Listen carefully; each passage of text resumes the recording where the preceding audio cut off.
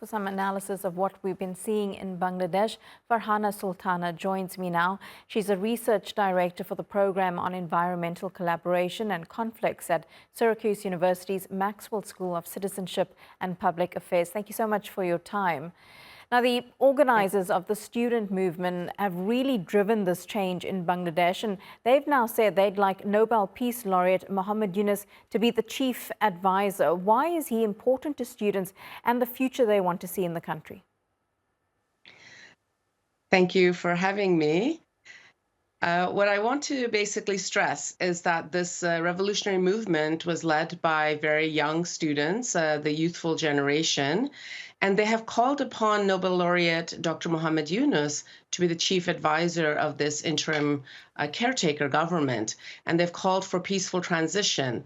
And I believe the reason why they have called for him is because there has been quite a lot of factional politics in Bangladesh throughout history. Currently, there's a call for greater peace and calm and trying to find leaders who do not necessarily have any old political alliances. And I believe that is why Dr. Muhammad Yunus is widely respected and desired by the young leaders of the anti-discrimination student movement. And those students in that movement, its leaders, will be meeting with the head of the army in Bangladesh. I would imagine there will be quite a few challenges going forward to try and put together an interim government that satisfies everyone.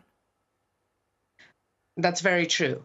It is always challenging to put together any government, especially when there's been sudden loss of power in such a vacuum. We did not expect to see Hasina flee midday yesterday in Bangladesh time, August 5th. It is just now morning of August 6th. It hasn't even been a full 24 hours yet, but people were marching to the capital. And it is always difficult to form a new form of governance.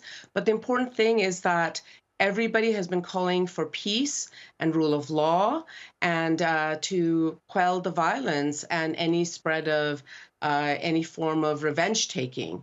And I believe this is why it's really important to focus on who can provide that kind of leadership of calm, but then also progress.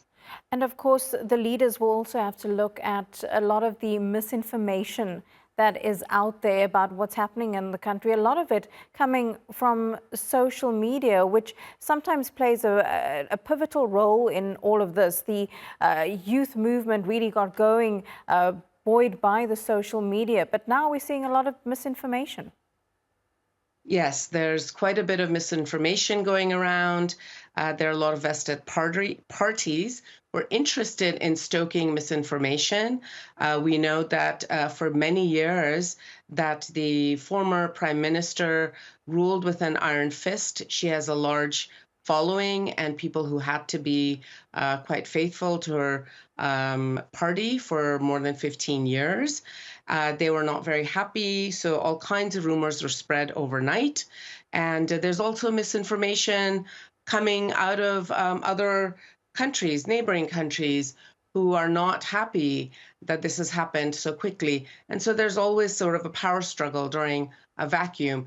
But we also know that social media is full of troll farms, and this is exactly why it is very commendable that the young and the old in Bangladesh are not paying attention to the misinformation. They're countering the misinformation. They're calling for people to not pay attention to the misinformation, to verify with evidence.